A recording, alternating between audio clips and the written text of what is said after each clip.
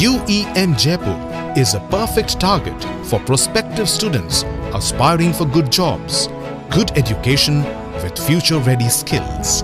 নমস্কার, দেখছেন টিভিএন বাংলা। আপনাদের সঙ্গে রয়েছি আমি তন্নিষ্ঠা। সকালে এক্সক্লুসিভ খবরে নজর রাখা যাক।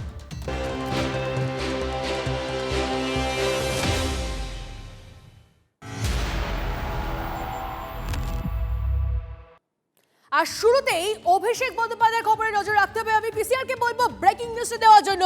আদালতের যে নির্দেশ, ডিজে মামলায় আজ কণ্ঠস্বরের নমুনা দেবেন কি অভিষেক বন্দ্যোপাধ্যায়, সেটাই এখন সবথেকে বড় প্রশ্ন। যে নির্দেশ ছিল অভিষেক বন্দ্যোপাধ্যায়ের জন্য, হাইকোর্টের নির্দেশে আজ কণ্ঠের নমুনা দেওয়ার কথা রয়েছে অভিষেক বন্দ্যোপাধ্যায়। ম্যাজিস্ট্রেটের কাছে দিতেই হবে কণ্ঠস্বরের নমুনা। কথা বলবো আমাদের প্রতিনিধি সুশোভন আমাদের সঙ্গে রয়েছে, সরাসরি সুশোভনের সঙ্গে কথা বলবো। সুশোভন, যদি অভিষেক বন্দ্যোপাধ্যায় হাজিরা এড়িয়ে যান, সেক্ষেত্রে তার রক্ষা কবচ, সে রক্ষা কবচ কি তুলে নেওয়া হতে পারে? ঠিক কি কি বলা হয়েছে? অভিষেক বন্দ্যোপাধ্যায়কে কখন আসতে নির্দেশ দেওয়া হয়েছে? ডিটেলস জান। দেখো, আদালতের তরফ থেকে স্পষ্ট বলে দেওয়া হয়েছে যে আজকে অভিষেক বন্দ্যোপাধ্যায়কে গিয়ে বিধাননগর আদালতে গিয়ে কিন্তু কণ্ঠস্বর নমুনা দিতেই হবে। আর এই জায়গায় দাঁড়িয়ে কিন্তু একথাও বলা হয়েছে যে যেহেতু তার রক্ষা কবচ রয়েছে, সেই জন্য কিন্তু একেবারে তার যে কণ্ঠস্বর নমুনা দিতে হবে, নচেত রক্ষা কবচ উঠে যেতে পারে, এমনও কিন্তু একেবারে নির্দেশ দেওয়া রয়েছে। অর্থাৎ অভিষেক বন্দ্যোপাধ্যায়, তুমি জানো যে এর দুবার তাকে ডাকা হয়েছিল। তিনি প্রথমবার এবং দ্বিতীয়বার যখন গড়হাজির ছিলেন, আজকে হলো তার 3 নম্বর দিন, অর্থাৎ তৃতীয়বার। এই আজকে 3 নম্বর দিন বা তৃতীয়বার তাকে হাজির হতেই হবে, এ কথা কিন্তু মহামান্য কলকাতা হাইকোর্ট বলেছে।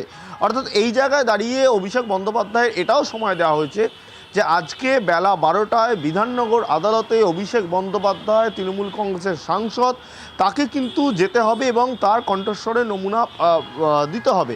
যদিও অভিষেক বন্দ্যোপাধ্যায়ের তরফ থেকে পাল্টা প্রথম থেকে একটি যুক্তি দেওয়া রয়েছে, যে কথা বারবার বলা হচ্ছে বা যে কারণে তাকে ডাকা হচ্ছে, সেই বক্তব্য কিন্তু তার নিজেই, তিনি কিন্তু সেটা অস্বীকার করছেন না। কিন্তু তারপরেও কিন্তু বলা হচ্ছে যে যেহেতু একটি তদন্তের বিষয় এবং তদন্তকারী সংস্থা, তারা বলছে যে কণ্ঠস্বরের নমুনা সংগ্রহ করে তারা তদন্ত এগিয়ে নিয়ে যাবে এবং পুরোটাই কিন্তু হাইকোর্ট, পুরোটাই কিন্তু একেবারে কোর্টে হবে। তাই এই কণ্ঠস্বরের নমুনা কিন্তু অভিষেক বন্দ্যোপাধ্যায়কে দিতেই হবে। আজকে বেলা 12টার সময় কিন্তু অভিষেক বন্দ্যোপাধ্যায় যাওয়ার কথা। খুব স্বাভাবিকভাবেই কিন্তু সময় যখন এগোবে, আস্তে আস্তে কী হয়, অভিষেক বন্দ্যোপাধ্যায় কখন বেরোন এবং কখন পৌঁছায়, আদৌ বেরোন কিনা, সেটাও কিন্তু তখন স্পষ্ট হবে। বেশ, নজর রাখুন সুশোভন, ধন্যবাদ। কি দেবেন না দেবেন, দিতে বাধ্য হবেন উনি, সেটা নিয়ে কোনো চর্চার বিষয় নেই। দেননি কেন একদিন হাজিরা, আর দিতে বাধ্য হবেন। যতক্ষণ না চালে বিশ্বাস নেই, যান, কমপক্ষে আদালতের প্রতি সম্মান সেটুকু তো রাখুন।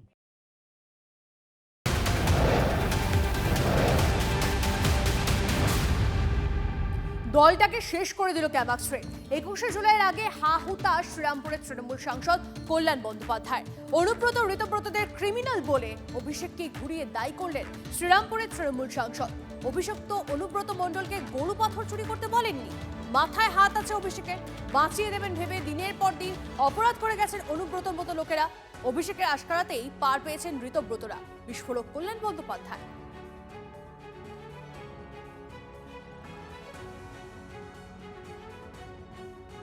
এই যে ক্যামাক্সটিতে সুমিত রায়ের সঙ্গে যারা কথা বলতো, বেশি কথাবার্তা বলেছে, অর্গানাইজেশন চলার জন্য যে সমস্ত বেশি কথাবার্তা বলেছে, তাদেরকেও এখন ডেকে ডেকে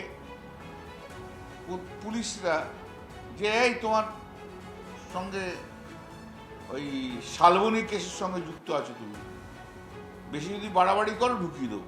ক্যামাক্সটিটা শেষ করে দিল আমাদের দলটাকে শেষ করে দিল ক্যামাক্সটি।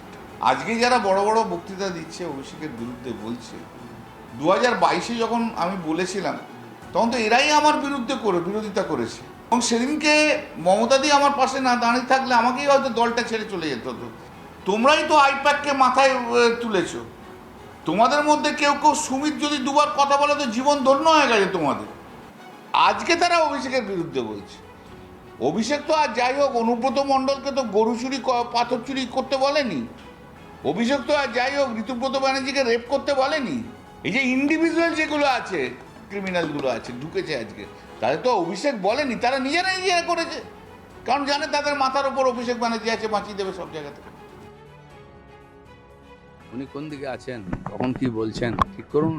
অনেকেই কনফিউজ, একটা পা কালীঘাটে তো আরেকটা ওদিকে চলে গেছে রীতিমতোর দিকে। সেজন্য ওনারা যে কনফিউশনে আছেন, ঠিক একই রকম পরিস্থিতি তৈরি হয়েছিল আমার মনে আছে 89 সালে, যেবারে টিএমসি শুরু হলো। ঠিক লোকসভা ইলেকশনের আগেই মমতা ব্যানার্জি টিএমসি শুরু করেছিলেন। তখন বেশিরভাগ কংগ্রেস লিডার এরকম ছিলেন কনফিউশনের মধ্যে। আমার সঙ্গে তখন অনেক লোকের সঙ্গে কথা হয়েছে ইলেকশনের আগে, যে কোন দিকে যাব, মূলে যাব নাকি নির্মূলে যাব। তো এখন ঠিক কংগ্রেস চিরদিন কনফিউজ, আর সারা দেশকে কনফিউজ করেছে, এখনও কনফিউজ, আর তার সঙ্গে যারা যুক্ত তারা কনফিউজ।